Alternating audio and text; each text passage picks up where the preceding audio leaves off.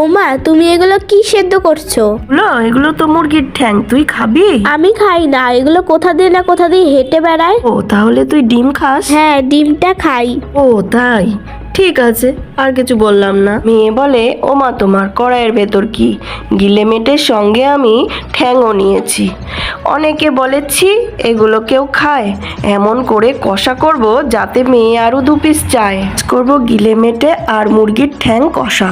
তো তোমরা অনেকেই বলবে এগুলো কেউ খায় নাকি, কিন্তু যারা খাও না একবার খেয়ে দেখো।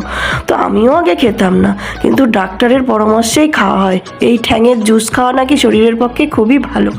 তো আমার গলাটা শুনে বুঝতেই পারছো আমার ভয়েস দিতে খুবই কষ্ট হচ্ছে, কারণ আমার প্রচণ্ড ঠান্ডা লেগেছে।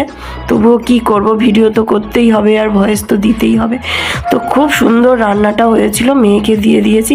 মেয়ে ফার্স্টে বলছিল খাবো না, কিন্তু জোর করার পর খেয়ে বলল খুব সুন্দর হয়েছে।